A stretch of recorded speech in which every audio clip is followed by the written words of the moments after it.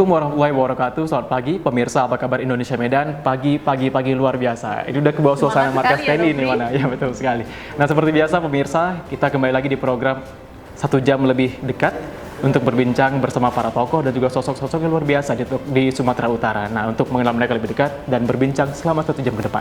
Bersama saya Nofri Fandi dan juga Wansari. Dan hari ini kita kedatangan siapa, Wan?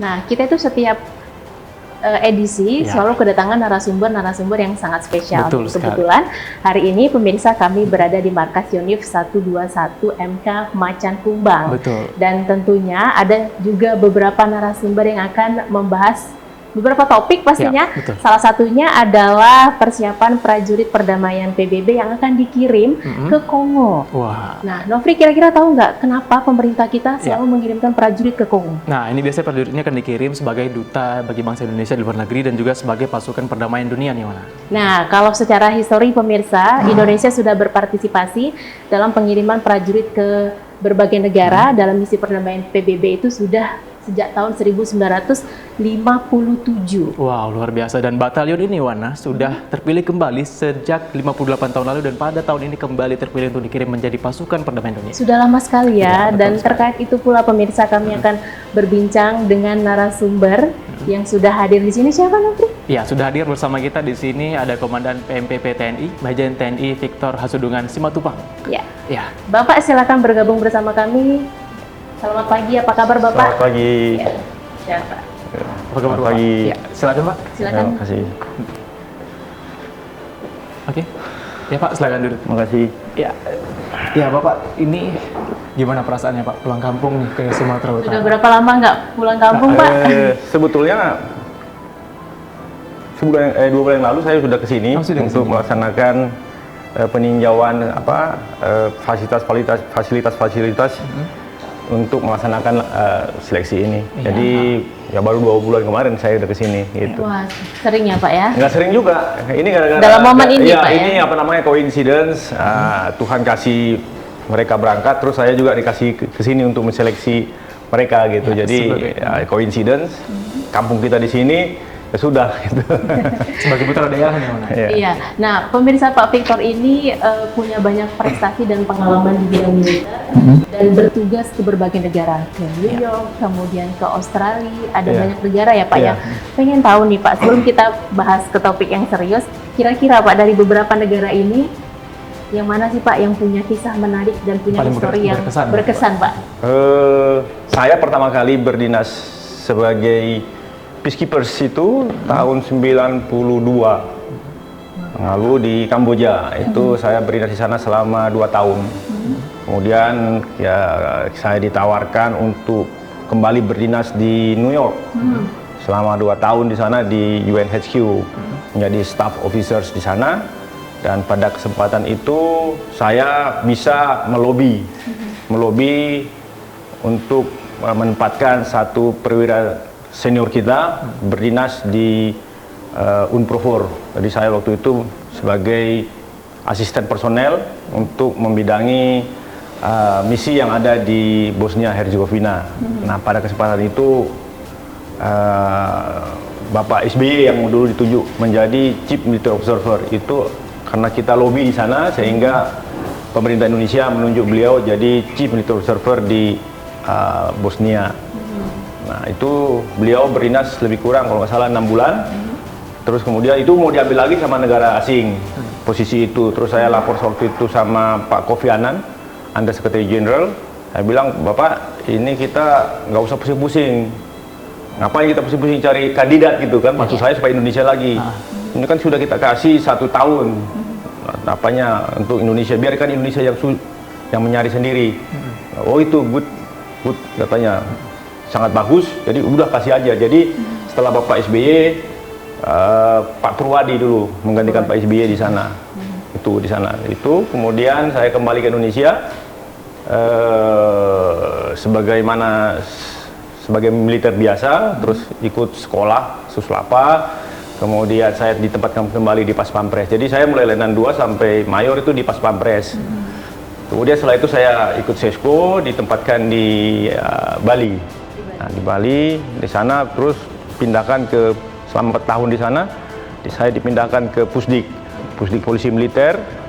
Kemudian saya dari sana saya pikir kok begini-begini saja, saya ikut seleksi pendidikan S2 di Australia. Itu selama lebih kurang 1 tahun 6 bulan di sana. Jadi saya ambil majornya Master Business in Industrial Relations di Melbourne. Ya. Kemudian balik ke Indonesia, kembali lagi ke Pusdik Polisi Militer menjadi wakil komandan. Setelah itu saya dipindah tugaskan ke Kemhan. Di sana saya ikut seleksi menjadi atase pertahanan dan saya dinyatakan lulus dan ditempatkan tahun 2019 di South Africa, di Afrika Selatan, lebih kurang 3 tahun di Afrika Selatan. Kemudian kembali ke Indonesia di SWAT selama lebih kurang 3 bulan. Saya direkrut oleh Badan Intelijen Negara, kemudian saya ditempatkan di Direktur Amerop. Nah, sampai 1 tahun saya diperintahkan untuk membuka pos baru di Washington DC. Jadi saya ke Washington DC. Itu saya berdinas di sana lebih kurang 4 tahun. 4 tahun, terus kembali ke Indonesia, balik ke Badan Intelijen Negara. Terus Panglima TNI meminta saya untuk memimpin PMPP TNI mulai tahun 2018 sampai sekarang. Ini kan sudah diseleksi oleh Angkatan Darat. Jadi saya pikir mereka sudah yang the best dari the best gitu. Jadi kita cuman tinggal gampang sebetulnya karena sudah diseleksi oleh Angkatan Darat. Sebelum itu juga kita sudah melaksanakan namanya TOT. Kan di PBB itu sekarang ada sistemnya United Nations Peacekeeping Capability Readiness System. Itu yang diterapkan oleh PBB. Jadi kita harus siap dulu sebelum ada misi yang berikutnya. Jadi setahun yang lalu saya sudah siapkan mereka untuk berbagai materi-materi yang sudah kita berikan kepada mereka, sehingga Komandan Batalion melatihkan mereka tentang peacekeeping selama lebih kurang setahun. Jadi mereka sudah lebih siap dari yang sebelum-sebelumnya. Kita setiap tahunnya itu 2.600 personel. Jadi misi Bapak Presiden, Pak Jokowi, melalui kebijakan luar negerinya, kita diharapkan mencapai 4.000 personel. Dan itu waktu tahun 2018 kita hampir mencapai itu, hampir 3.800 personel. Tapi karena ada downsizing kita di Sudan, 1 batalion dikembalikan. Jadi itu mengurangi jumlah pasukan peacekeepers kita yang ada di mission area. Jadi satu misi itu ada ini ya Pak, Mbak disebutkan di situ ada SUR, Statement Unit Requirement. Jadi batalionnya jumlahnya berapa, kemudian alat-alatnya apa, semuanya ada di sana. Jadi misalkan kemarin kita mau kerjasama dengan Australia ke Mali. Nah, di situ kita akan mengirimkan namanya Quick Response Unit, itu 240 orang. Itu ditentukan oleh PBB 240 orang. Kemudian kita punya kerjasama dengan Australia berapa, Indonesia yang berapa. Jadi kemarin itu diputuskan kira-kira Indonesia 215, dia 20 orang. Tapi ini semuanya terkendala karena kondisi situasi politik di Mali sangat rentan. Australia memutuskan untuk menunda keberangkatan kita ke sana. Baik, Pak Victor, masih ada segmen berikutnya. Sebagai komandan pastinya juga ada arahan-arahan yang diberikan kepada prajurit yang akan berangkat ke Kongo. Tapi nanti ya Pak ya, dijawab pemirsa setelah pesan-pesan berikut ini.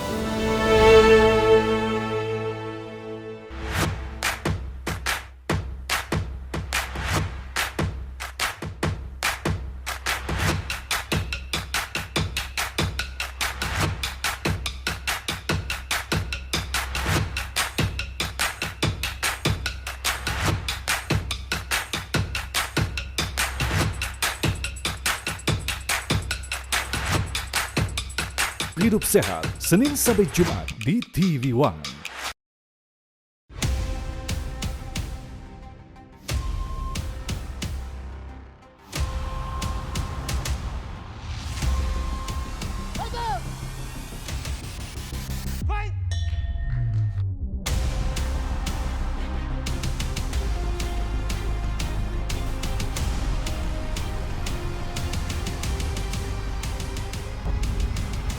One Pride MMA, Sabtu jam 10 malam di TV One. Mengangkat tren kuliner resep warisan, membahas keunikan cita rasa otentik dan info bisnis serta inovasi kuliner saat ini. Enak betul di TV One. Ya pemirsa, kembali lagi di Satu Jam Lebih Dekat Apa Kabar Indonesia Medan. Nah Pak, tadi sudah ditanyakan oleh Wana juga, kira-kira apa sih Pak pesan-pesan Bapak selaku komandan kepada prajurit yang akan berangkat dalam pasukan perdamaian dunia ini? Pesan saya kepada saya mungkin ini semua general kepada prajurit yang akan berangkat ke medan tugas di Kongo. di Kongo.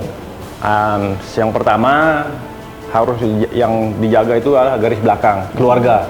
Jadi mereka harus punya komunikasi terus-menerus sehingga mereka di sana tidak terasa sudah melaksanakan tugas selama 1 tahun.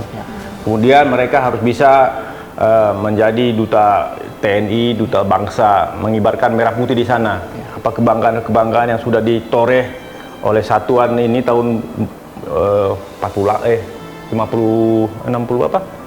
62, nah itu bisa ditorehkan kembali. Waktu tahun 62 orang tua saya juga menjadi peacekeepers, jadi ikut batalion tapi dari 122 waktu itu. Jadi ini supaya tradisi-tradisi yang baik yang sudah ditorehkan oleh senior-senior kita, pendahulu-pendahulu kita itu bisa ditorehkan kembali oleh satuan 121 ini. Satuan 121 ini mendapat penghargaan yang tinggi dari Bapak Kepala Staf Angkatan Darat untuk sebagai representasi Angkatan Darat di Kongo. Jadi harapan saya itu. Yang kemudian yang berikutnya mereka juga bisa melaksanakan perdamaian seperti yang diharapkan oleh PBB, dan mereka tidak boleh memihak kiri, memihak kanan. Mereka harus imparsial. Mereka harus di tengah, bagaimana di antara milisi-milisi itu. Nah ini yang susah, ngomongnya gampang tapi susah gitu. Ya dihadapkan lagi di sana banyak milisi-milisi, jadi bukan ada satu aja, di sana ada beberapa faksi, beberapa milisi, kemudian ada lagi sempalan ISIS di sana. Jadi ini sangat penting yang harus diketahui oleh satuan ini supaya mereka bisa berhasil melaksanakan tugas pokoknya di sana selama lebih kurang 1 tahun. Kalau kita bandingkan misalkan satgas kita yang ada di Lebanon dengan satgas kita yang ada di Kongo. Di Kongo, di sana hutannya tropik kayak Indonesia, tapi di sana banyak satu ancamannya dari alam sendiri, ada malaria di sana. Yang kemudian di sana ada HIV tinggi, ada lagi penyakit Ebola. Kemudian di sana infrastruktur tidak seperti kita di sini. Jadi ini kalau begini sudah sangat maju sekali, ini ada aspal, sangat maju sekali. Jadi di sana jangan dipikir ada aspal jalannya. Jadi nanti mereka buat jalan sendiri. Jadi mereka akan di hutan, ya, di hutan. Nanti sana ada hutan-hutan bertikai gitu. Mereka yang buat jalan. Tuh, mereka yang mendamaikan. Jadi kalau musim hujan, ya mereka kendaraannya pasti stuck di lumpur. Gitu. Kalau kata orang Medan tepater ya. Nah, tepater di lumpur gitu, macet di lumpur. Benar-benar Pak. Jadi selain memang tugas berat, namun juga faktor iklim dan juga faktor kalau di Lebanon iklimnya ada musim salju, beda lagi. Terus pegunungannya, terus 4 musim dia harus bisa menyesuaikan diri. Bagaimana dia menyesuaikan diri ke 4 musim? Kalau di Kongo 2 musim. Kalau yang di Sentral Afrika beda lagi. Di sana kalau udah musim kemarau itu debunya sangat banyak. Jadi begitu kita pinjak itu tanah itu debunya langsung naik. Jadi beda-beda. Terus ada lagi di sana kalau dia ada angin, terus pasirnya terhembus, itu namanya habuk. Jadi itu kayak gelap gitu karena pasirnya naik. Pasir gitu. Iya, itu. Jadi berbeda-beda. Itu semua nanti kita beritahu kepada rekan-rekan kita yang akan berangkat.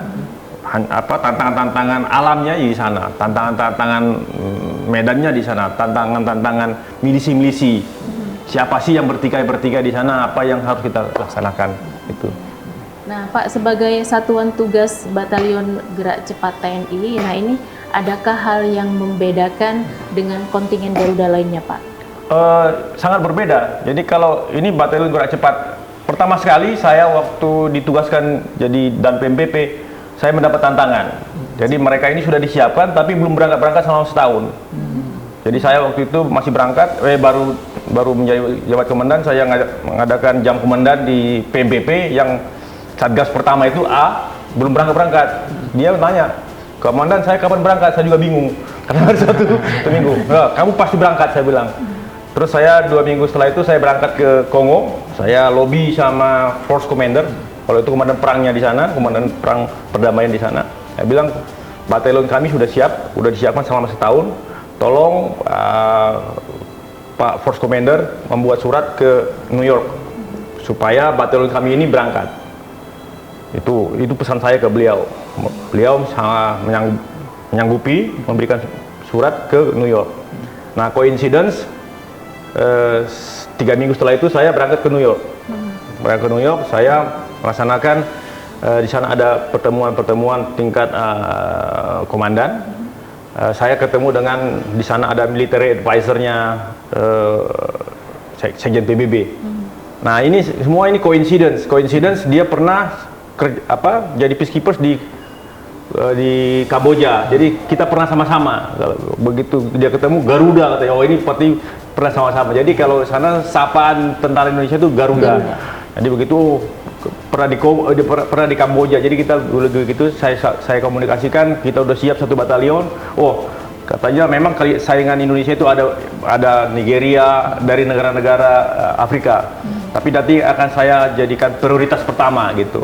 Jadi kembali itu saya laporkan ke Bapak Panglima, dari disiapkan secara matang.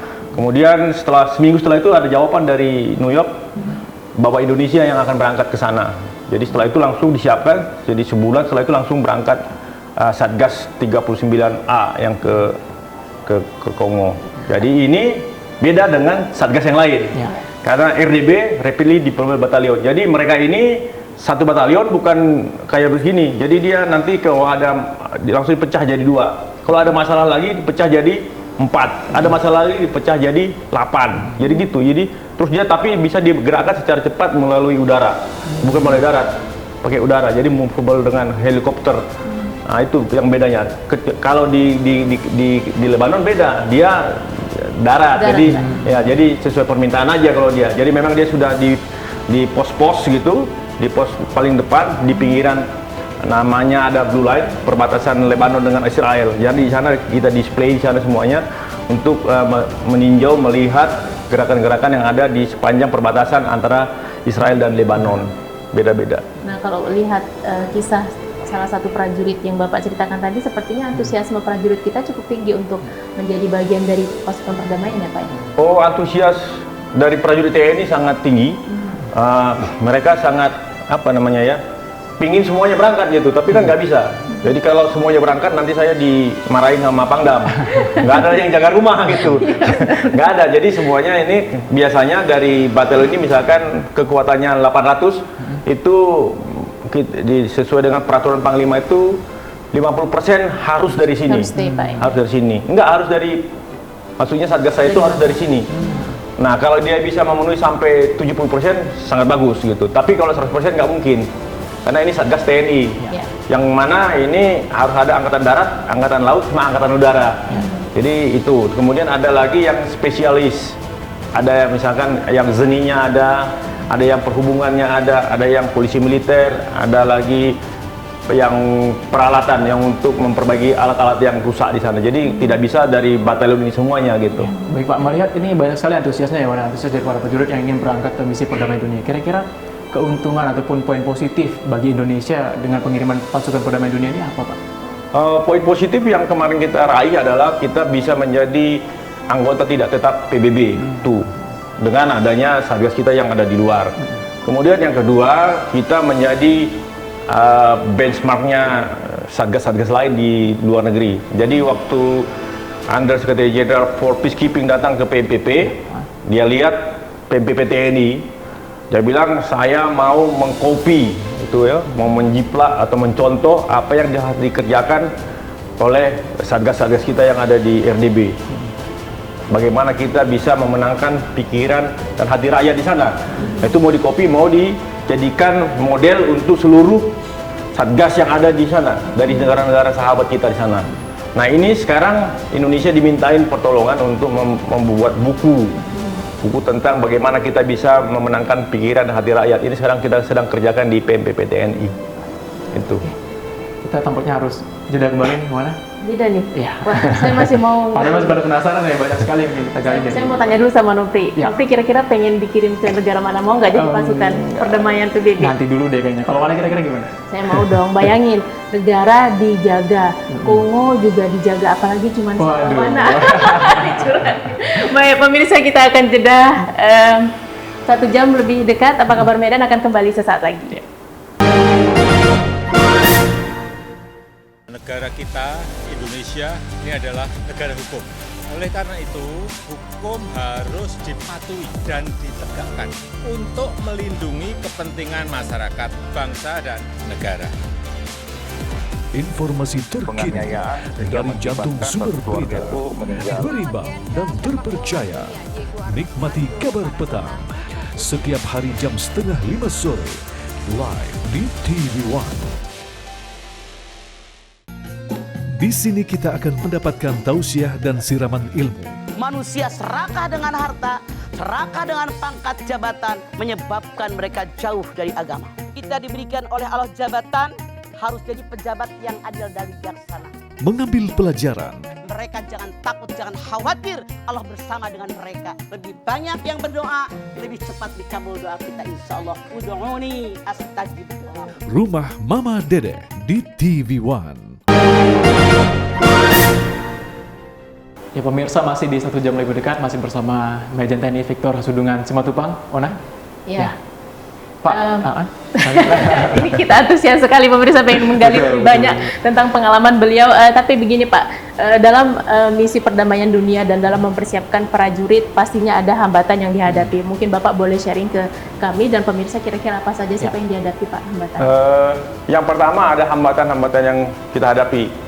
Sekjen PBB itu kita diharapkan meningkatkan jumlah Wan TNI untuk berangkat ke sana sampai 15% dari kekuatan. Nah ini masih menjadi hambatan kita tersendiri karena perbandingan antara pria dan wanita kita sendiri di TNI itu mungkin 5% banding 100%. Jadi susah untuk mencapai itu. Kemudian yang kedua hambatan yang lain adalah bagaimana adik-adik kita ini bisa menyesuaikan diri secepat mungkin di misi area. Itu itu paling sulit untuk mengejas itu. Kemudian secara psikologi juga susah karena mereka akan jauh dari keluarga. Nah ini menjadi kendala yang tersendiri yang mungkin tidak kita bilang gampang tapi susah. Begitu kita jauh dari anak kita, jauh dari istri kita, jauh dari keluarga kita, ini menjadi hambatan yang sangat susah itu. Kemudian masih ada hambatan-hambatan lainnya. Tidak semua kita ini bisa berbahasa Inggris dengan fasih, dengan lancar. Walaupun dia bisa bahasa fasih, bahasa lancar, tapi di sana, di lokal di sana, Belum tentu bisa bahasa belum Inggris bisa semua Pak ya? bahasa Inggris. Karena kalau di Kongo mereka bahasa Perancis. Kemudian ada bisa bahasa Swahili, bahasa lokal. Nah ini nggak bisa kan? Jadi bisa di sana pakai bahasa, kata orang Medan itu bahasa salah paham, salah-salah tapi paham. Gitu. Bahasa slang gitu Pak ya? Bahasa seperti bahasa slang? Iya, enggak bahasa salah-salah aja. Jadi mungkin bahasa gerakan-gerakan gitu kan. Ini pesannya tersampaikan gitu. Nah, jadi pesannya tersampaikan itu bahasa salah paham kami bilang gitu. Jadi kita salah tapi dia paham gitu. Gitu. Jadi masih banyak hambatan-hambatan. Belum lagi tadi saya bilang iklimnya. Kemudian penyakit-penyakit yang di sana, kemudian milisi-milisi. Tahun lalu kita kan mengalami satu musibah. Anggota kita waktu itu Pelda Rama gugur di sentral di Kongo. Itu mereka disergap gitu pada waktu mereka mau mengirimkan logistik ke garis depan. Sekembalinya dia disergap oleh milisi-milisi yang tadi yang saya bilang berhubungan dengan ISIS, namanya Allied Defense Forces yang dari Uganda masuk ke Kongo. Jadi sana banyak juga misi-misi dari negara sahabat, dari negara-negara tetangga untuk ya biasa merebut persenjataan-persenjataan yang ada di UN gitu. Kemudian juga mencederai masyarakat di sana. Itu tugas-tugas kita. Tugas-tugas yang sangat susah di sana. Belum lagi dihadapkan dengan anak-anak di sana kan juga belum bisa nggak pendidikannya nggak ada Teredukasi gitu, dengan baik, Pak. edukasi dengan baik. Nah ini semua kita akan latihkan kepada adik-adik kita ini bagaimana di sana supaya bisa segera mungkin bisa belajar tata cara, tata kromo katanya orang Jawa itu Beradaptasi ya, Pak, beradaptasi dengan secepatnya. Jadi sebulan mungkin agak tertati-tati, tapi kita harapkan setelah 2 bulan itu bisa berjalan dengan baik. Bagaimana seperti yang dilaksanakan oleh batalion-batalion yang sebelumnya. Nah itu kalau hambatan dari Satgas, tapi Iya. kalau selaku komandan nih Pak, kira-kira apa yang dihadapi Pak? Oh, selaku komandan memang agak susah. Jadi begitu kita yang paling sakit itu, saya kalau ditelepon misalkan jam 2 pagi, yang dikabarkan Pak anggota kita gugur, itu sangat susah. Saya harus laporan ke Panglima itu juga susah. Untuk menyampaikan Untuk menyampaikan ke keluarganya, ini agak harus Beban emosional. timingnya itu harus pas gitu kepada keluarga, kepada Panglima TNI dan kepada masyarakat Indonesia. Karena kita harus menjawab kenapa, apakah kita yang salah untuk mendidik mereka, ya kan? Kita harus introspeksi juga, bukan kita benar terus. Kita harus apakah sistem pelatihan kita yang kurang sehingga dia bisa gugur di sana. Itu yang sangat susah pada saat-saat ada berita dari Komandan Satgas melaporkan hal-hal yang sangat riskan seperti yang kemarin yang gugur itu. Jadi selama saya di sana ada beberapa prajurit kita tuh yang gugur. Baik satu gugur karena tadi disergap, ada juga gugur karena penyakit. Ada juga gugur karena kemarin itu pas lagi tidur gugur. Dia gugur juga. Jadi bagaimana? Kan orang nggak tahu kita meninggal. Nah, ini susah untuk menyampaikan ini mempertanggungjawabkannya ke keluarganya, ke rakyat Indonesia. Itu. Ada nggak Pak prajurit yang sudah sampai di lokasi tiba-tiba mungkin ada gangguan psikologis, merasa takut, merasa tidak aman? Ada nggak Pak yang mengalami seperti itu? Nggak ada. Tapi kemarin itu agak lucu sedikit. Ada yang nggak mau pulang. Oh iya, Pak. Jadi begitu dia sudah di bandara, temannya naik, saya izin belakang katanya. Itu nggak mau pulang. Kemudian apa yang terjadi Pak? Kemudian kita suruh cari itu. Rupanya dia bilang waktu itu karena dia berprestasi sangat outstanding, sangat tinggi. Saya bilang saya mau naikkan pangkat gitu. Kita mau usulkan naik pangkat. Nah dalam pikiran dia kalau naik pangkat saya pindah dari satuan saya katanya. Nggak mau dia. Jadi dia mending kabur gitu kan. Jadi itu pusing. Jadi saya waktu itu tanya ke komandannya, itu istrinya di mana. Saya mulai telepon istrinya, tolong bapaknya dibujuk supaya turun, supaya udah melarikan diri ke gunung. Tuh dibujuk supaya pulang karena kalau bapaknya misalkan nggak mau dinaikkan pangkat nggak ada masalah, kalau bapaknya nggak usah dipindah juga nggak masalah gitu. Padahal kita untuk menghargai. Tapi dia bilang saya bangga misalkan jadi anggota 121, saya mau pensiun 121 gitu. Itu yang susah. Jadi kita kan nggak tahu psikologinya dia kayak apa.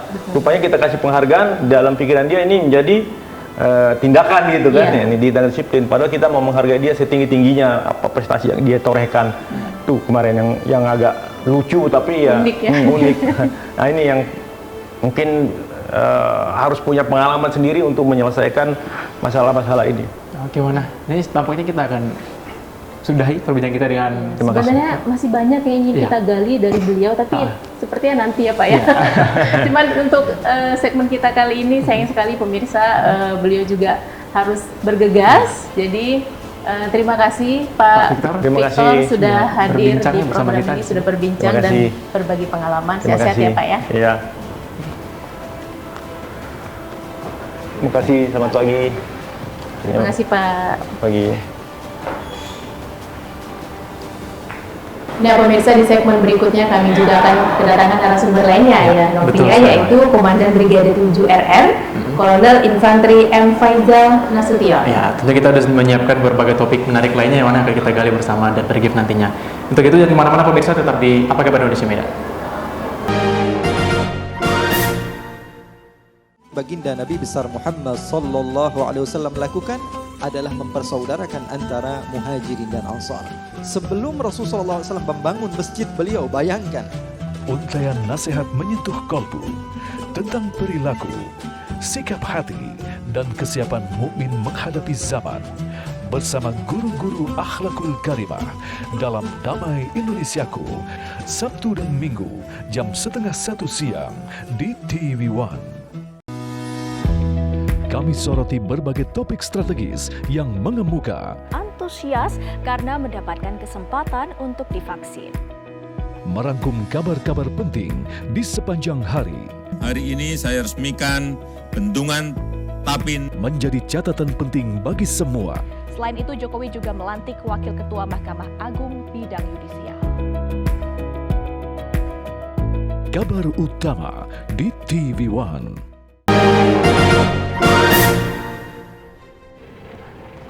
Ya pemirsa, kalau tadi kita sudah berbincang dengan Komandan PMPP TNI, Majen TNI Victor Hasudungan Simatupang. Nah, kali ini kita sudah kedatangan kembali narasumber lainnya. Sudah ada bersama saya Komandan Brigade 7 Rimba Raya, Kolonel Infantri M. Faisal Nasution. Selamat pagi. Selamat pagi. Ya, Pak.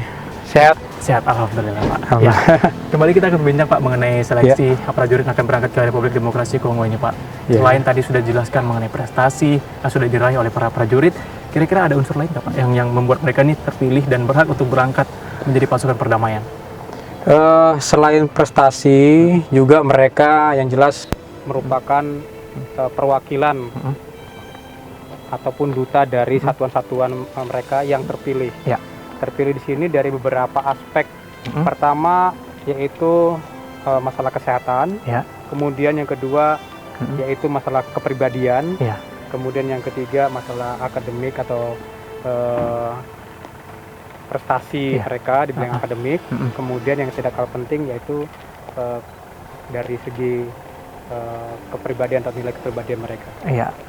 Nah, dikatakan juga Pak, prajurit ini nantinya akan menjadi seorang duta nih bagi bangsa Indonesia Pak. Apa saja yang akan mereka lakukan sebagai seorang duta nih dari Indonesia akan ke Kongo nantinya?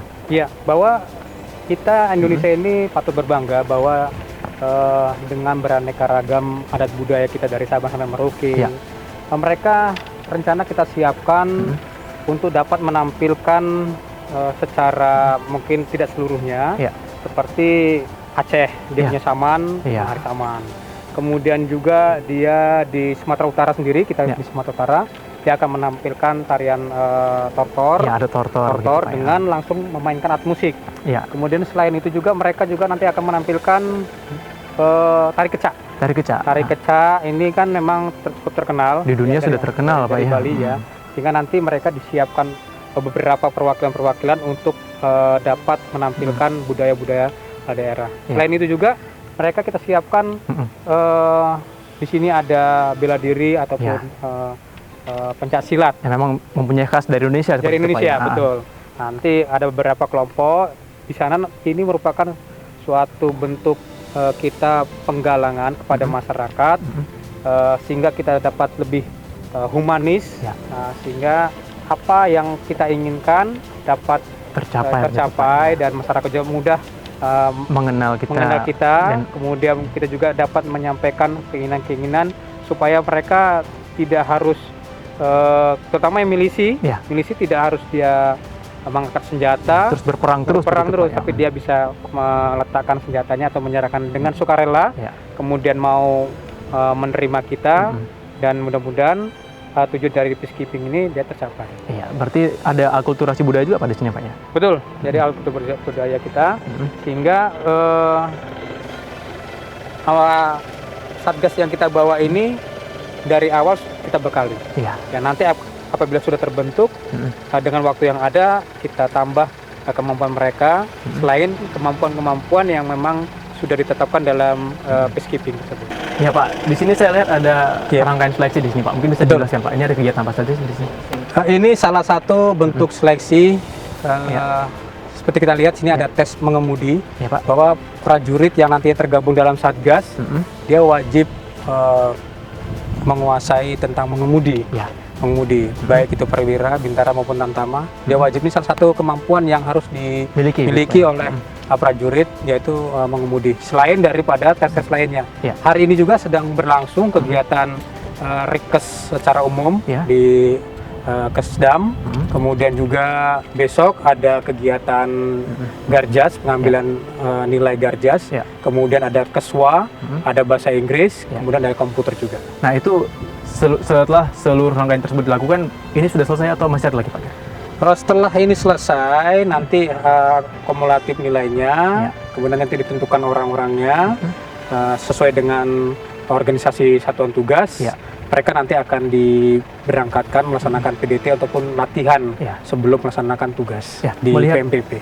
Di sini Pak, dari hasil seleksi sementara, apakah sudah ada gambaran belum Pak yang akan berangkat ini prajuritnya sudah memiliki kemampuan yang cukup mumpuni untuk berangkat ke Kongo nanti? Kalau ini kan tahap kedua, tahap pertama kemarin memang sudah ada seleksinya. Diharapkan memang mereka sudah ada kemampuan itu peningkatan dari yang sebelumnya sampai sekarang. Demikian. Nah, jadi ketika batalion ini kembali terpilih setelah 58 tahun lalu Pak, ini seperti apa Pak tanggapan Bapak saat itu? Tanggapannya bahwa pertama kita bangga ya ditunjuk sebagai main body. Kemudian yang kedua, kebanggaan itu juga harus dilengkapi dengan kesiapan prajurit. Betul. Kita dari Brigif sudah jauh-jauh hari menyiapkan prajurit ini untuk menghadapi tes itu, yaitu melaksanakan latihan dalam satuan sesuai dengan hasil TOT beberapa perwira kita di PMPP. Mereka latihan di sini seperti latihan-latihan tentang contohnya patroli, kemudian bagaimana mereka melaksanakan kontak dengan milisi dan lain sebagainya. Dengan musuh seperti itu Pak. Iya. Berarti memang semuanya dengan dipilihnya kembali ini tentunya persiapan matang sudah banyak dilakukan begitu Pak ya? Ya betul. Jadi mereka khususnya Batalion 121 mereka sudah melaksanakan latihan ini cukup lama. Berapa tahun Pak kira? Kurang lebih 8 bulan mereka melaksanakan latihan di dalam satuan ini. Diharapkan memang lebih siap dari sebelum-sebelumnya, karena mereka sudah mendapatkan latihan ibaratnya pra lah sebelum mereka nanti akan di-PDT-kan di PMPP. Ya.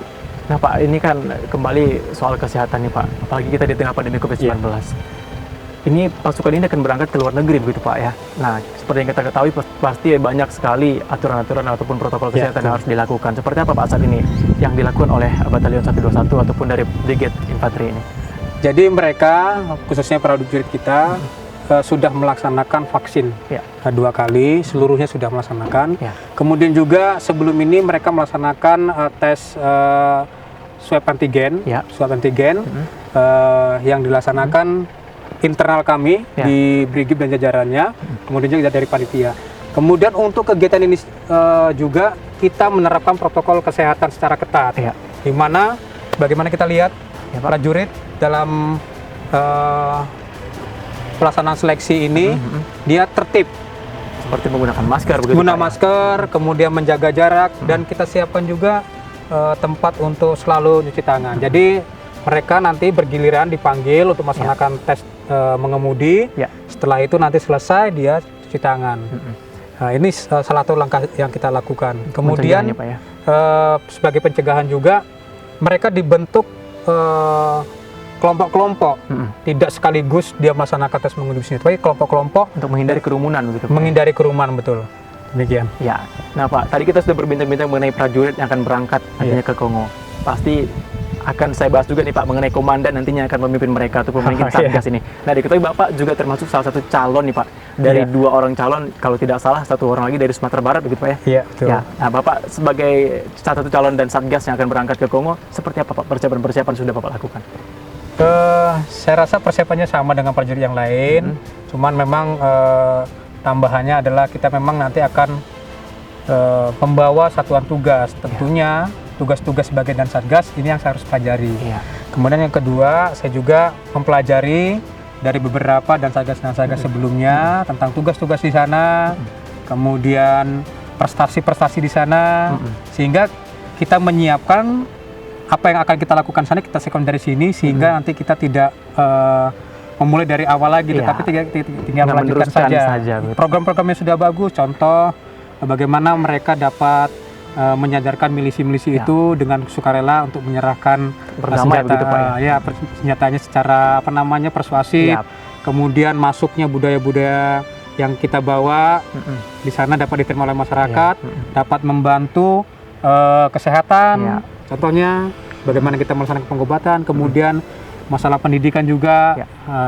Karena ini sebenarnya hampir sama seperti beberapa tugas-tugas yang di dalam negeri tentang pembinaan teritorial. Ya. Bagaimana kita winning the heart and mind, bagaimana merebut hati dan pikiran rakyat, itu yang paling penting. Kalau kita sudah dapat merebut hati dan pikiran masyarakat sana, tentunya masyarakat sana akan bisa mengikuti kita. Akan mudah menerima kita gitu. Betul. Dan tentunya ini di mana biasanya masyarakat memandang TNI ini dengan kata seram begitu Pak ya, takut. Tapi dengan adanya cara persuasi seperti ini akan lebih membuat masyarakat lebih berani ataupun lebih mau menerima TNI dengan mudah begitu Pak ya. Ya betul. Jadi anggapan bahwa TNI seram dan lain sebagainya itu harus kita erang. Kita harus humanis dengan kita membawa budaya-budaya kita yang memang atraktif, menarik dan itu mengundang dari masyarakat untuk lebih mau mendekat dengan kita.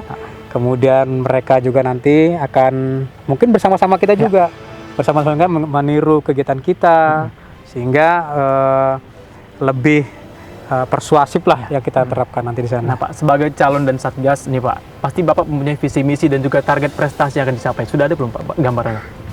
Gambarannya pertama dalam membawa tugas berapa jumlah yang kita bawa, harapannya berangkat dan kembali utuh pertama.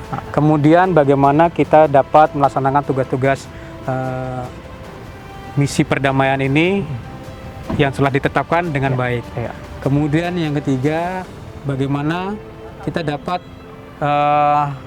menurunkan milisi-milisi tersebut dengan kesadaran, meletakkan senjata tanpa kita melakukan kekerasan begitu Pak. Dengan kontak, apa perlu dengan senjata. Itu yang pertama. Kemudian yang kedua juga karena yang kita bawa ini kan tentunya meninggalkan keluarga. Betul Pak. Meninggalkan keluarga. Harapannya mereka mempunyai psikologi dan mental yang benar-benar sudah siap. Jadi dari harapan dari awal mereka sudah siap untuk berangkat. Jadi tugas-tugas ataupun pekerjaan-pekerjaan yang akan ditinggalkan itu sudah selesai semua.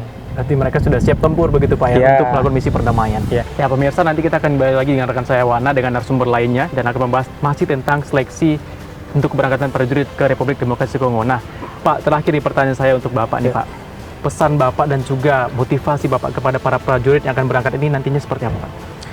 Pesan saya ataupun motivasi saya kepada prajurit, harapannya prajurit ini dapat melaksanakan seleksi dengan tertib, kemudian semangat, menjaga protokol kesehatan di tengah pandemi ini, kemudian menyiapkan dengan semaksimal mungkin, baik itu dia dalam unit-unit ataupun kelompoknya maupun tugas-tugas dia sesuai dengan tanggung jawabnya dia. Nah itu, kemudian saya juga berharap bahwa nantinya Satgas ini karena terdiri dari beberapa satuan bisa bergabung, kemudian membuat spirit dekop yang positif, yang baik, sehingga membawa nama bangsa Indonesia atau mengibarkan bendera merah putih di penugasan Kongo nanti. Salah satu Pak, satu saja prestasi yang kira-kira paling ingin dicapai nantinya Pak? Yang ingin dicapai adalah bagaimana di sana nanti tercipta damai ataupun perdamaian di sana. Seluruhnya tidak ada milisi. Demikian. Terima kasih Kolonel Infanteri Evasal Nasution sudah berbincang bersama saya dan kita akan kembali lagi nanti pemirsa setelah jeda yang berikut ini bersama narasumber lainnya tetap di 1 Jam Lebih Dekat TV One.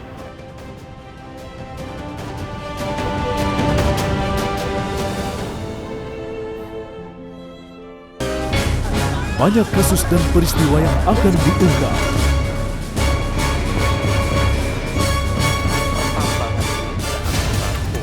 Menelusuri kasus demi kasus dengan investigasi yang lengkap.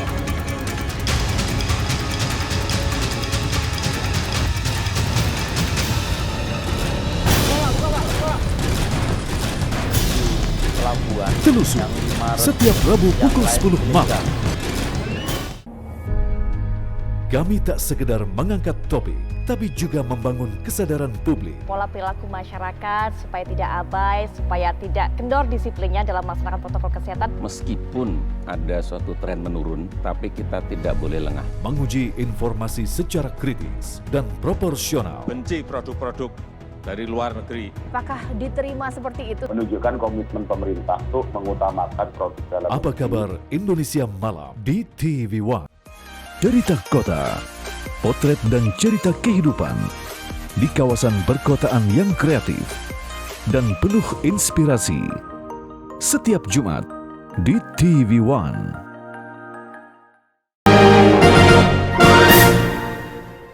Ya pemirsa, kalau tadi saya sudah berbincang-bincang bersama Dan Brigif 7RR sendirian. Nah kali ini kita kembali lagi berbincang ditemani oleh Wana. Hai Wana, welcome back. Hai, miss me? No. Kasihan sekali saya. Kita mau ngobrol sama siapa di segmen terakhir ini? Sama Danyon 121 nih, Macan Kumbang. Mana? Kita panggil ya. Langsung saja kita panggil. Nah, ada Danyonif 121 Macan Kumbang, Letkol Infanteri Eri Partahi H. Siregar. Halo, Selamat pagi. Komandan, apa kabar? Sehat, Semangat. Apa kabar, Komandan? Semangat. Very, thank you. Ya, sambil jalan aja kemana? Ini ada alasan ini kenapa dari tadi saya speak bahasa Inggris ini mau belajar atau mau ngetes sedikit? Sepertinya belajar sih kayaknya. Belajar. Saya harus belajar lagi.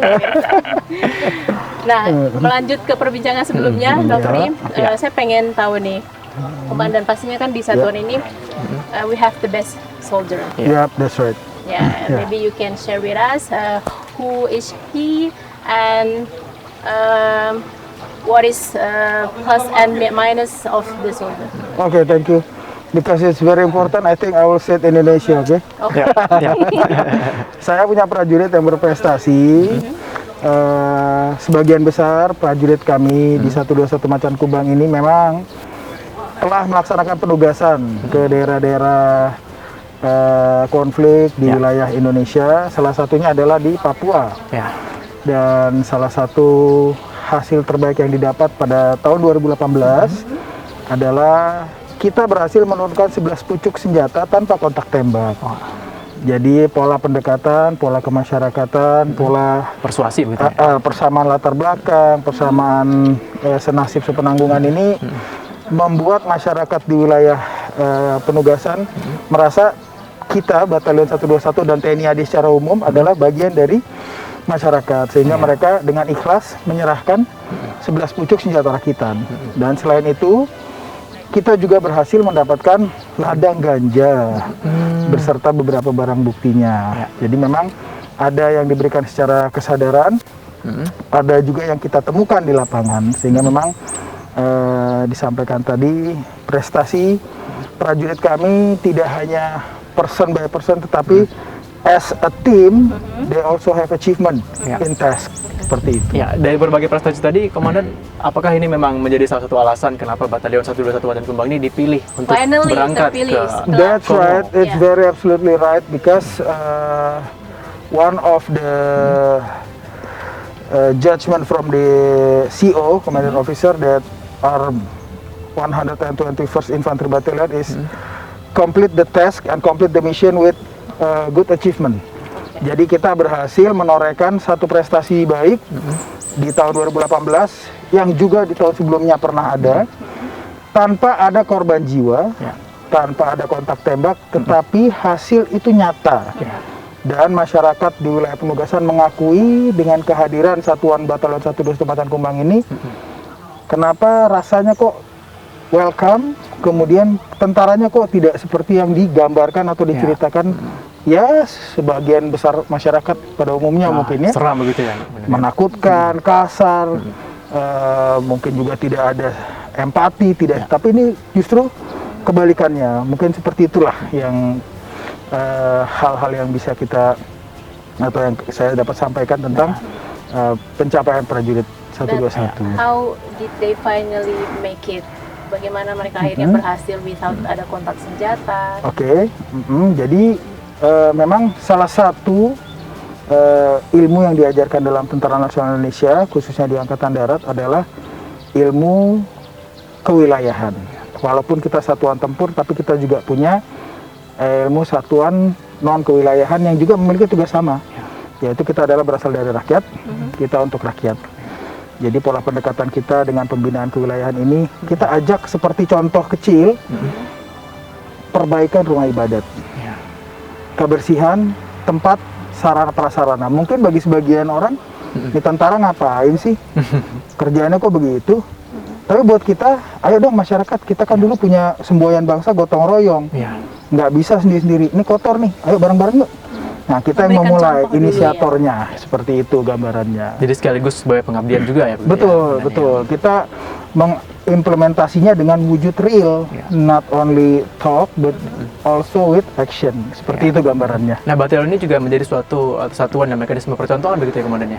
Betul. Jadi Batalion 121 Macan Kumbang saat ini ditunjuk oleh Kodam dengan prestasi tadi, yang juga ada salah satu kelebihan khusus diantaranya yaitu batalion ini memiliki 2 kendaraan taktis, yaitu Anoa, yang memang di Kodam 1 saat ini selain di cavalry adanya di tempat Batalion 121, sehingga ini adalah salah satu poin penilaian yang lebih, karena memang pada saat mau diberangkatkan penugasan, skillnya salah satunya adalah kemampuan driving, mengemudi, apalagi dengan kendaraan taktis seperti Anoa. Nah, seperti itu.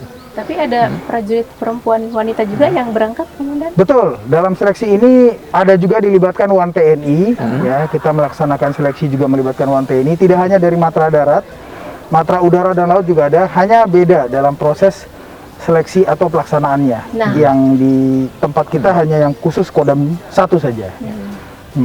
Pengen tahu nih kalau prajurit yang wanita kira-kira pola pelatihan apa sih dan yang disiapkan bagi mereka, atau karena mereka wanita ada mereka perbedaan membidangi hal-hal khusus yang tidak bisa dilakukan oleh prajurit TNI yang pria. Oke, terima kasih.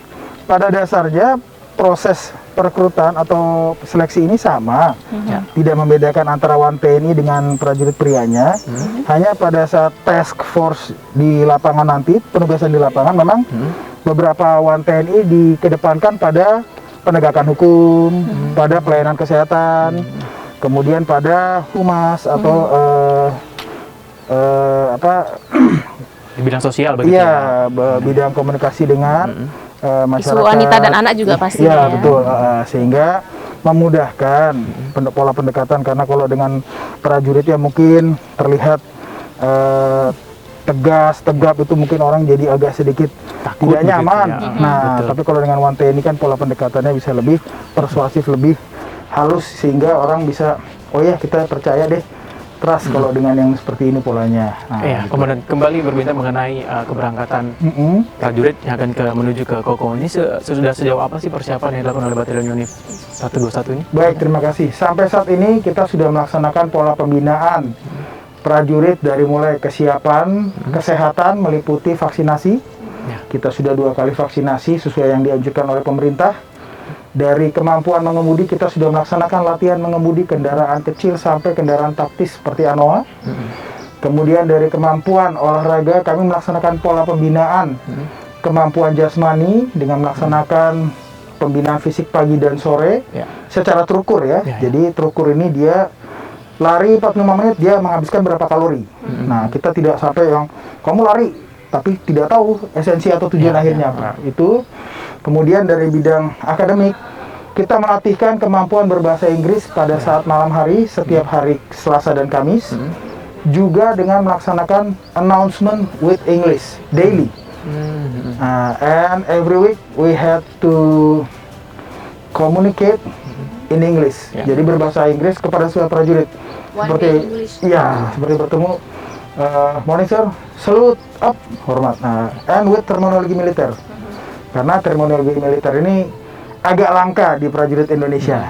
Jadi kita fasihkan dulu dengan metode-metode tadi. Itu. Shall we welcome the best shoulder? I think we should please welcome. Memperkenalkan salah satu prajurit terbaik. Mari. Ini salah satu prajurit terbaik yang ada di Satuan 121 Macan Kumbang. Sersan 1 Agung Tarigan. Prestasinya juga sudah cukup banyak. Kemampuan bahasa Inggrisnya juga salah satu yang memberikan pembelajaran atau TOT, Trainer of Trainee, bagi pasukan lainnya begitu ya. Bagi prajurit yang lainnya. Mungkin boleh di-share prestasi apa saja yang diraih, dan by the way, if they have so many a lot of achievement, Yeah. they can also earn a lot of money. It's just a joke actually. Yeah, that's right. Agung, take your time. Beberapa kemungkinan yang bisa kami sampaikan untuk prestasi yang sudah kami dapatkan selama bertugas di Medan Kumbang ini, menjuarai Tontangkas tingkat Kodam, kami mendapatkan medali emas. Kemudian kami juga menguasai di jajaran brigade, kami menjadi nomor 1. Nah, selain itu mungkin boleh sebagai salah satu prajurit terbaik, mungkin boleh ya Komandan ingin memberikan motivasi kepada teman-temannya. Saran saya untuk prajurit yang ingin bergabung dalam Satgas BGC TNI Konga MONUSCO yang ke-39, saya berpesan kepada seluruh prajurit Maten Kumbang. Saya pernah mendengar di suatu media sosial, pada saat kita bermalas-malasan, pada saat kita terlengah, disitulah 1000 bahkan jutaan pesaing kita siap untuk mengalahkan kita. Untuk itu jangan sia-siakan waktu yang ada. Jangan sia-siakan waktu yang ada. Itu mengena itu pesan juga buat kita, Nofri. Itu banyak maknanya itu. Oke, Komandan, terakhir mungkin boleh disampaikan pesan kepada prajurit nantinya. Berapa di sini total prajurit yang akan berangkat? Kita sudah melaksanakan seleksi sampai tahap 2 ini 389 orang dan masih akan melanjutkan sampai sekitar totalnya Kodam 1 adalah 400 orang. Semoga saya berharap sebagian besar prajurit saya dari 389 masih dapat terberangkatkan. Karena memang saat ini kita yang ditunjuk sebagai main body atau pasukan utama dari Satgas BGC Konga 39D. Nah, itu. Apakah ada persiapan khusus nih Komandan dari 329 pasukan ini? Mengingat ini setelah 58 tahun ini batalionnya 121 ini kembali terpilih begitu. Iya. Persiapan secara khusus tadi sudah kami sampaikan awal bahwasanya kita melatihkan prajurit. Tapi juga yang terutama adalah saya sampaikan kepada para prajurit saya adalah tetap melaksanakan pelaksanaan tugas ini dengan optimal dan maksimal tanpa melupakan Tuhan Yang Maha Esa. Jadi apapun ceritanya, apapun kegiatannya, start your day with pray. Laksanakan harimu dengan berdoa. Karena apapun ceritanya kita berserah kepada Yang Maha Kuasa. Manusia berusaha, tapi Tuhan yang menentukan. Mereka nanti berangkat sekitar bulan berapa? Kalau tidak ada perubahan, kemungkinan di akhir tahun 2021 atau di awal tahun 2022. Ya. Oke. Sudah cukup atau Nofri mau ditanyakan lagi? Kira-kira sih udah cukup ya Wan. Itu udah cukup jelas yang dijelaskan oleh Komandan atas persiapan menuju ke Republik Demokrasi Kongo ini. Ya, dan sebelumnya juga kita sudah berbincang dengan narasumber-narasumber yang luar biasa, mulai dari prestasi, kemudian pengalaman dari Pak Victor tadi, dan mudah-mudahan ini menjadi motivasi bagi pemirsa, khususnya prajurit TNI yang termotivasi untuk menjadi bagian dari prajurit perdamaian PBB di berbagai negara. Akhirnya, nggak terasa ya Wana, kita sudah sampai di penghujung terakhir.